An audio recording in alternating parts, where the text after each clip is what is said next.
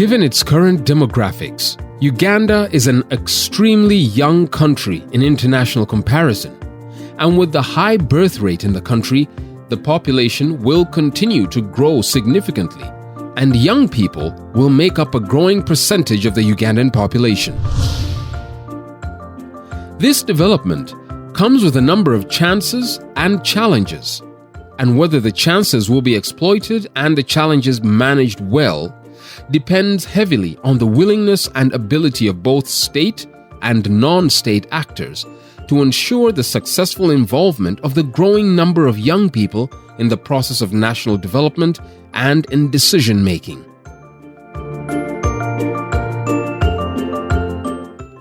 Currently, the situation concerning the representation of the youth and the reflection of their interests in social, political, and economic decision-making is far from satisfactory. It's very, very instrumental that the young people offer themselves for leadership so that we're not only used to pin posters around, we're not used to throw stones, we're not used to go around as a campaign material, but as a resource. If youth participate in election actively, they'll be able to push on their issues up to where they want their issues to be handled. One thing I love about you, you have a super love. Today, young people's participation in governance issues in Uganda has not been effectual and meaningful in addressing the concerns of their constituents. This is because, in assuming leadership, the majority are incapacitated in terms of knowledge and skills, lack values, and have a blurred mindset when it comes to leadership due to lack of all-inclusive leadership training and mentorship programs in the country. And that is the crisis that this country has, the leadership gap, where we have leaders who end up in leadership positions without being able to be ready to take on the leadership challenge. I mean, you have leaders who go to parliament, they want other citizens, for example, to pay taxes, but for them they want to exempt themselves from paying these taxes. We have a principle in Islam. We say ilim kabla al-amal, that knowledge before action, before work. That if young people like me are enriched with the values of self-leadership, how do you craft yourself? How do you internally organize before you lead others? These are things we don't know. Actually, most people will aspire and they'll pass through and they'll become leaders when they do not know what actually it means to be leader. To address these challenges, Uganda Youth Network and the International Republican Institute, with support from Democratic Governance Facility and USAID, embarked on an initiative to train young leaders in leadership skills. We know that the greatest leaders are not necessarily those that led best, but the greatest leaders are those that made more leaders out of them. So as a Uganda Youth Network, we are proud to be the leading youth organization in this country, but it will give us more joy and pride if we have more young people taking on leadership roles in the different spheres and different communities that they come from.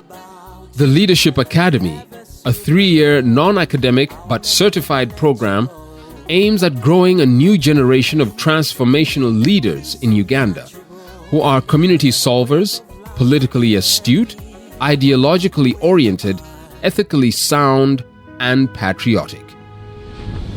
As UYONET, we thought of what should be the avenue that young people can meaningfully utilize the opportunity provided by government to participate in the leadership decision-making processes. And that's how we came up with the Leadership Academy. We have been running this program since 2014. It commenced in 2014. I think everyone coming out teaching us is telling us we have to be united. It's not just about being FDC or NRM or DP. It's more of a generational thing. As our generation, what do we want to achieve that is different from the seniors who are running the country? The Academy targeted over 200 current and prospective young leaders for non-academic coursework, leadership training, mentoring, and field-based engagements to enable them to put new skills to practical use. I've been to other trainings. I've been to a leadership training before in South Africa. I've been in Mozambique. But this leadership training has kind of involved us practically. We go out into the field, we execute these things we were taught practically.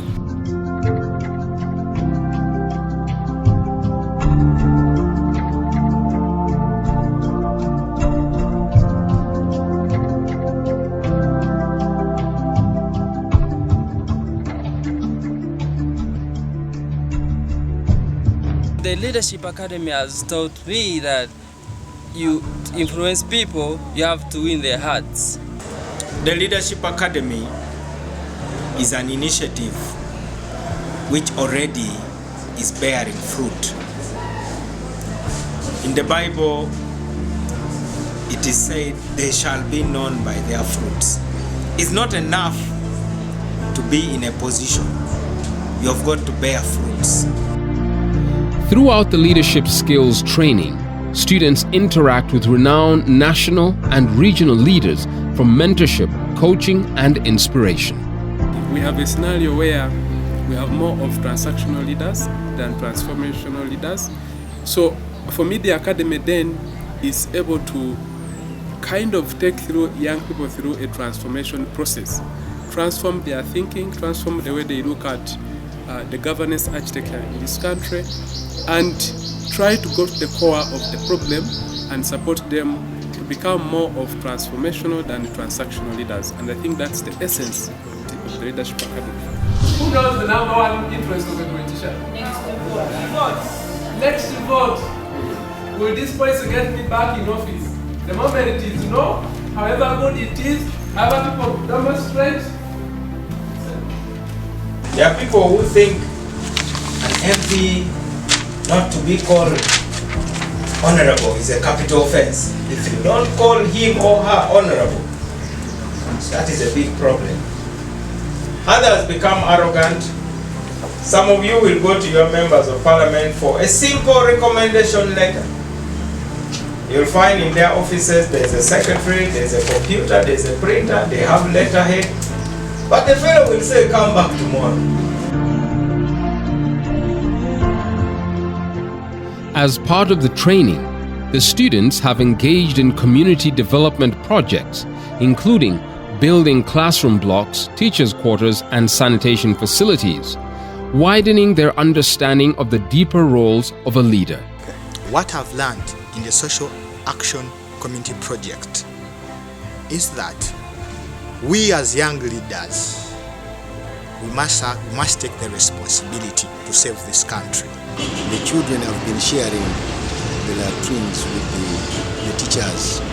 As the headmaster, now I can sit comfortably in my chair because I have a very good, strong latrine, because these children have access where to go.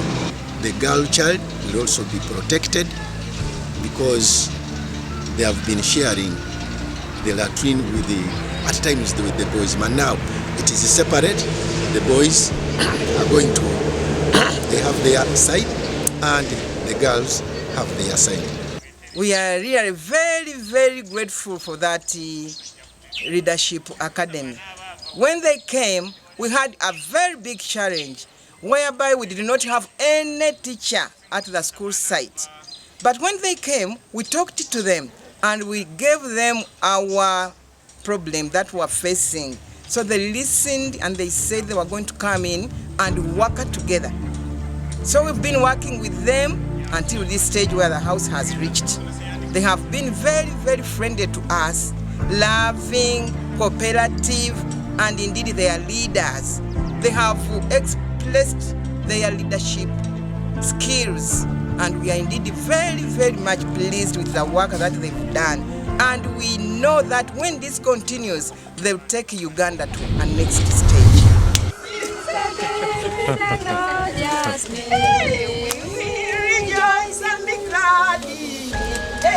I thought we would not manage something of 23 million. We would not put up, we actually sometimes reached someone and said, can't we do 2 rooms only? Can they be enough? Then they will do for themselves. But I wonder, we have done it. We have done all the 3/4, and it's really amazing. I've learned never to give up, and I've learned to think big. Over the last 3 years, the Academy has trained young leaders who have challenged the status quo with varying degrees of success in various positions in the just concluded 2016 general elections. My political career is deeply rooted in the Leadership Academy, of which I'm lucky to introduce myself as a member of the pioneer class. When I entered the Leadership Academy, various topics were discussed, but most importantly, one which was important to me was that was relating to strategic planning and planning for the elections and for a campaign.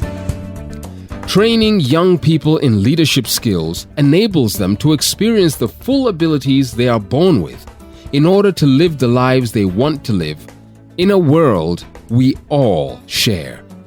The person who brought the idea of the Leadership Academy had made a very good research about the situation of Uganda. The Leadership Academy is marvelous. It is extraordinary in that many of these skills that we've learned, you might realize that not some of them are taught at schools, because that is where some of us get attain our education. We discussed topics including human rights and individual freedom. What are human rights and what are freedoms? And this particular topic generated a lot of heat among the participants. The Leadership Academy by Uganda Youth Network, IRI, and the funders, the most important thing that a young person needs to go through so that they can be groomed, they can be nurtured to become